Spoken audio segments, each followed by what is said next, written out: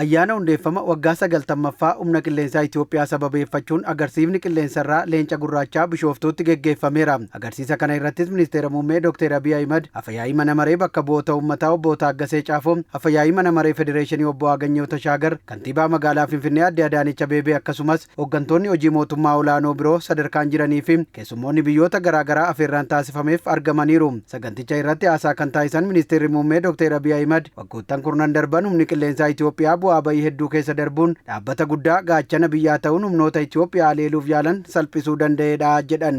በብዙ ከፍታ ባለፈበት ዓመታት humni qilleensaa Itoophiyaa waggoota ol ka'insarra turetti biyyi kan ittiin boontuu fi ittiin dhaadattu ta'ee diinota Itoophiyaa karaa bahaa kaabaa fi kibbaan humnoota Itoophiyaa haleeluuf yaalan salphisuu kan danda'e dhaabbata guddaadha. Humni qilleensaa keenya Itoophiyaan dabalata Afrikaa keessatti keessumaa wayita kolonii humna qilleensaa Tanzaaniyaa, Poorchugaal irraa kan ittiseedha. Biyyoota Afrikaa hunda keessatti nagaa kabachiiftota taanee wayita tajaajiluttis humni qilleensaa keenya shoora olaanaa bahateera. Faayidaa fi fedhii Itoophiyaa kabachiisuuf Itoophiyaanotaan ala namni biraan kamiyyuu dirqama hin qabu kan jedhan Dr. Abiy Ahimad kana hubachuun hojiirra oolchuun murteessaa ta'us kaasaniiru. Nuti Itoophiyaa malee haadha biraa hin qabnu, Itoophiyaanis nu malee ijoollota biraa hin qabdu kan jedhan Dr. Abiy kanaafis yaadama ida'amuun akka gootota kaleessaa gootummaa fi cimina Itoophiyaa mirkaneessuun nurraa eegamas jedhan.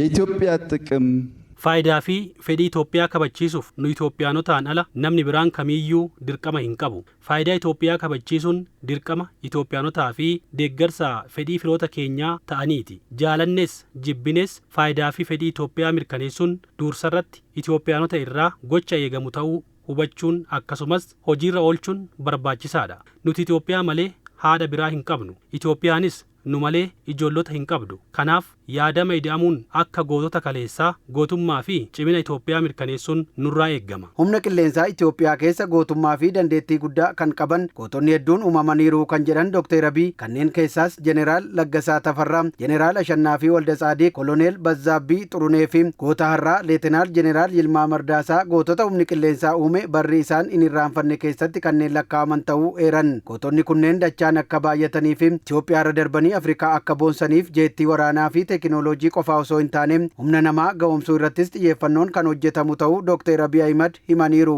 የሰው ኃይሎቻችን ሲበረቱና ሲችሉ humni namaa keenya yoo jabaatanii fi danda'an jeettonni keenya gara humna waraanaa murteessootti ni jijjiiramu. Humni namaa gahoome yoo hin jiraanne maashinootaa fi meeshaan qofaa isaa humna waraanu ta'uu hin danda'u. Humna waraanaa gahoome akka ta'uuf gootota biyya isaanii jaalatan barachuu kanneen hin nuffine namoota biyya isaaniif haga aarsaa lubbuutti kennan horachuun baay'ee kan barbaachisuudha. Gama kanaan humni qilleensaa Itoophiyaa waggoottan muraasa darban ijaarsa humna namaa eegalee itti fufuun ijoolleen keenya gootota hedduu maqaa waamaa humna qilleensaa keenya akka jajan taasisuuf bu'uura kan kaa'u waan ta'eef teekinooloojii kalaqnee fi fooyyessinee ol ijaarsa humna namaa irratti xiyyeeffannoo kennuun hojjechuun murteessaadha. Hojiileen misoomaa Itoophiyaa keessatti sadarkaa olaanaan badhaadhina biyyattii mirkaneessuu danda'an hojjetamaa jiru kan jedhan Ministeerri Muummee Dr. Abiy Ahimad gama dinagdeen, qonnaa, albuuda, tuurizimii, teekinooloojiin akkasumas indaastiriin hojiin hojjechaa jirru humna nageenyaa cimaan yoo hin ijaaramne bu'aa akka hin qabne himaniiru. Dhimma kana madaalliin sirreessuun hoogganuun hojjechuunii fi ijaaruun barbaachisaa ta'us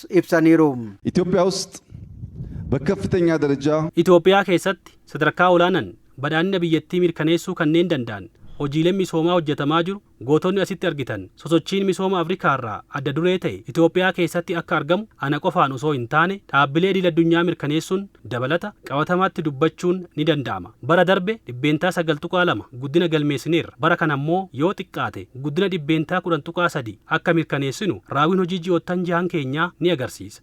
Gama diinagdeen, qonnaan, albuudan, turizimiin, teekinooloojiin akkasumas indistariitiin hojiin hojjechaa jirru humna nageenyaa cimaan yoo hin ijaaramne gatii hin qabu. Akkuma addunyaa irratti argaa jirtan biyyoonni diinagdee guddaa qaban damee kanarratti kan hin hojjenne haala isaan keessa jiran hundi keenya kan argaa jirrudha. Dhimma kana madaalliin sirreessuun hoogganuun hojjechuunii fi ijaaruun barbaachisaadha. Humni qilleensaa Itoophiyaa waggoota 90 lakkoofsisus hanga umurii isaa ijaarsi dandeettii ga'an itti fufinsaan akka hin taasifamneef himanii mootummaanis kana hubachuun damicha irratti gama hundaan xiyyeeffannoon hojjechaa jiraachuu kaasaniiru. Waggoottan 5 itti aananittis dandeettii humna qilleensaa amma irra jiru dachaan guddisuuf mootummaan karoora baafatee baajetaa fi bakka bakka baajenni argamu adda baasuun oomishtoota gurguddoo waliin hojii kan eegale ta'uu kan eeran Dr. Abiy Ahmed har'a dandeettii waraanaa dhaloota arfaffaa kan ijaare humni qilleensaa keenya bara 2030tti gara dhaloota shanaffaatti kan ce'u gama lakkoofsa waraanaanis lakkoofsa amma jiru dachaan kan guddisnu ta'a jedhan.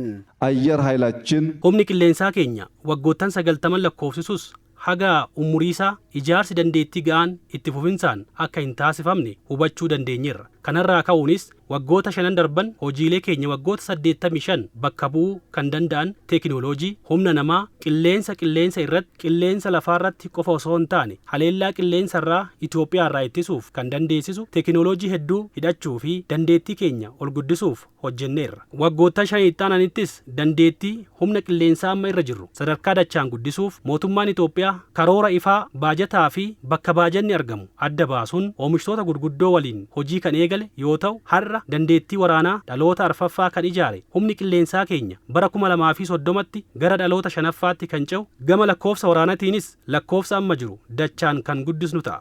Itoophiyaan firoota isheef balbala banuun tumsaan hojjechuuf qophii ta'uu kan himan ministeerri muummee Dr. Abiy Ahmed diinota isheef garuu balballi keenya cufaa akka ta'e mirkaneessuun barbaachisaadha jedhan. Waggoottan dhibba darbaniif diinonni keenya dhiyoo fi fagoo Itoophiyaa dadhabsiisuuf faayidaa ishees dhabsiisuuf baay'ee hojjetaniiru. Kun akka irra hin deebineef firoota keenyaaf balballi keenya banaadha waliin hojjennee akka guddannu isiniif mirkaneessaa kan jedhan Dr. Abiy gama diinota keenyaan garuu tokkummaa biyyattii mirkaneessuuf akkasumas faayidaa biyyaalessaa Itoophiyaa kabachiisuuf rafnee kan bullu miti jedhaniiru.